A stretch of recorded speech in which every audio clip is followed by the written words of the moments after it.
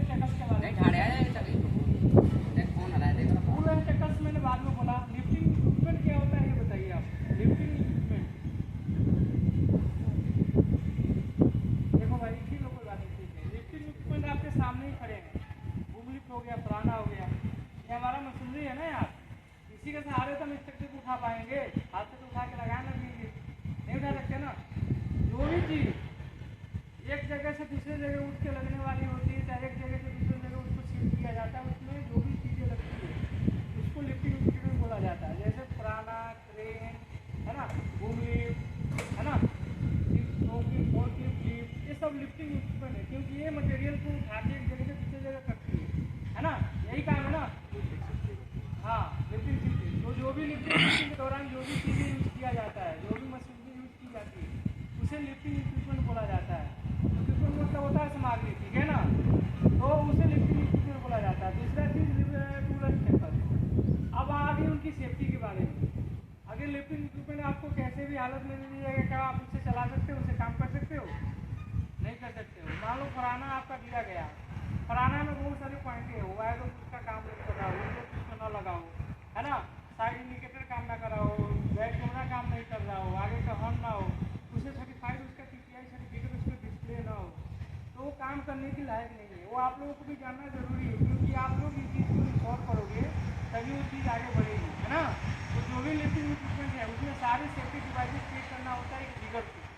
Legal पे इतनी चीज़ें तो आनी चाहिए कि भाई हमारा जो भी इक्विपमेंट चलने लायक है कि नहीं।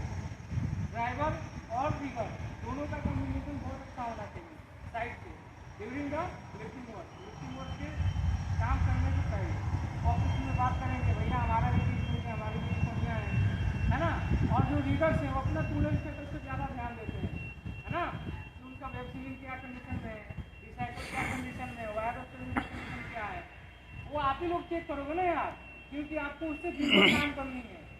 और छोटी सी भी गलती आप लोगों के साथ होगी तो स्ट्रक्चर गिर सकता है, आपके शरीर के ऊपर गिर सकता है, आप उसमें दब सकते हो, आपकी जान जा सकती है ना दोस्त। तो जो भी टूल एंड टेकस है उसे इंस्टॉल करना आपकी जिम्मेदारी है, और जो भी लिफ्टिंग इक्विपमेंट यूज हो रहा है उसकी जिम्मेदारी अपने ग्रुप को है, वो उसे इंस्टॉल करेंगे और उसे हस्तांतरित करके उसको सही दिशा निर्देश देके उसके काम करवा के फिर काम करेंगे। ये हमारा जो जॉब है बहुत ही क्रिटिकल है, आपको हमेशा ये बताया जाता है, हमेशा यही समझाया जाता है, इस कामों में हमेशा दुर्घटनाएं होने की संभावना होती है, ठीक है ना। एनवायरमेंट से भी जो हजार होते हैं उससे भी दिक्कत है, हमारे मशीनरी से भी जो हजार होते हैं उससे भी दिक्कत है, कुछ हमारी लापरवाही होती है उससे भी परेशानियाँ होती है। तो हमें बहुत सोच समझ के हर चीज़ को देखते हुए इस काम को करना है ना। आ रही है ना बात समझ में। तो आप लोग इस चीज़ को इंश्योर करिए और प्रॉपर इस चीज़ को देखना है कि हमारा क्या क्या चीज़ें हैं, क्या क्या है ना। अब मान लो कि आप गलत तरीका कोई मान लो एक और चीज़ होता है, हेल्थ से रिलेटेड बता रहा हूँ, कोई नशे के हालत में आया है काम करने के लिए, थोड़ा कम नशा किया हुआ है लेकिन उसके अंदर अनबैलेंस है, वो काम नहीं कर सकता है। अगर उस चीज़ के दौरान वो काम करने जाएगा तो उसके साथ क्या होगा, गिरेगा, लड़खड़ाएगा, चोट लगेगी, है ना, फिर चोटिल होगा, फिर हॉस्पिटल में वो भर्ती होगा, फिर उसका इलाज चलेगा। हो सकता है उस दौरान हैवी हैवी काम हो तो उसकी जान भी कर सकती हो। तो नशे की हालत में भी लिफ्टिंग को काम को नहीं करना है, ठीक है।